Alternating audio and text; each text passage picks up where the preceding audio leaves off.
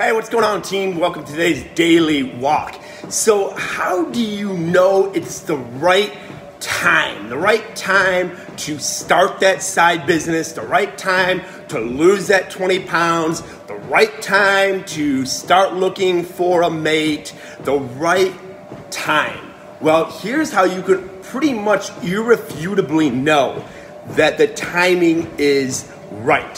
When you make the decision to grow, and it could be any growth decision you make. It could be scheduling a marriage workshop, having a second child, having a first child, meeting a spouse, going out on a first date. Any time that you decide, could be literally going and buying a book, listening to a podcast. Any time that you attempt to grow, if you know it's the right time, something will happen to keep you where you're at. That is how you know it's the right time. When you get an unexpected bill that you didn't see coming, that's the right time to invest in a side business. When you go to the doctor, or you look in the mirror and you're just like, cannot take it anymore. The scale, it keeps going up and up. You're feeling tired. The last thing you want to do is start eating right. The last thing that you want to do is to go exercise. That is the right time. When something is tugging you to stay where you're at, to put it off till tomorrow, is the number one sign that it is the right time to take action. I look at me when we bought our first gym, we got to closing and it was told verbally 0 down, 90 days to come up with a down payment. Day before closing, they said we need 20% down, 20% of a couple $100,000. I didn't have it. That was the right time. We had to go like pawn wedding rings. We had to remortgage a house. I mean, we had to put it all out there. We had to sign a personal guarantee. You know, if we would have just said, a lot of people use those things that are keeping you where you're at, say, oh, it's just not the right time, or worse yet, and I, as a believer, I have to put this out there. You might disagree, but that's cool. We can agree to disagree. I'm sick and tired of people saying, sick and tired, that's harsh, but I'm sick and tired of people saying, oh, it's not God's time.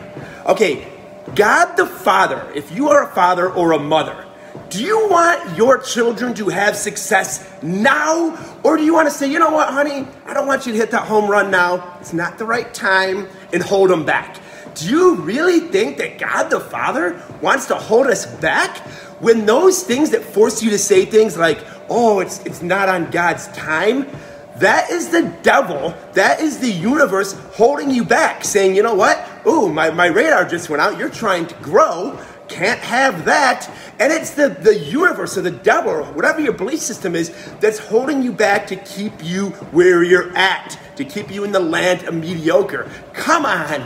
God the Father does not want you to put it off, to say, next year move into greatness. He gave you the gift. He sacrificed his son so that we can be great now, right now. And he's like up there in heaven being like, well done. I love that song. Well done, my faithful servant son. That's what God the Father wants. God the Father does not want you to say, next week, tomorrow, get it done. I would prefer that you stay, you not grow today. Come on, that sounds ridiculous. Please stop saying that, please. But anyway, so that's how you're going to know it's time. Whenever you grow, growth is hard. It's kind of like, when is it time to stop lifting that weight? When you can't lift it anymore, right? So the harder it gets, the harder you push forward, and that's what pursues growth. That's what gets us to grow, is getting out of that comfort zone. So the second that an idea is put into your brain, again, the universe knows. The universe wants you to stay right where you're at. The second idea, a growth-driven idea, gets put in your brain. Start that business, lose that body fat, meet that person, ask that person out, whatever it might be. Read that book, listen to that podcast, whatever it might be. Something will happen inevitably. You don't want to live through life with expectation. Okay, you want to live life with appreciation, not expectation. But it's not a bad thing if you expect something to get in the way.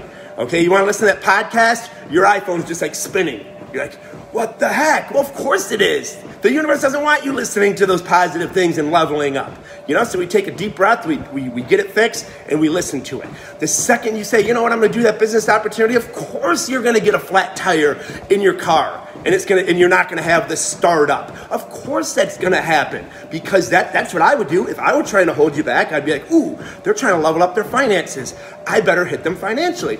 Oh, they're trying to level up their marriage. I'm going to hit them with some impure thoughts.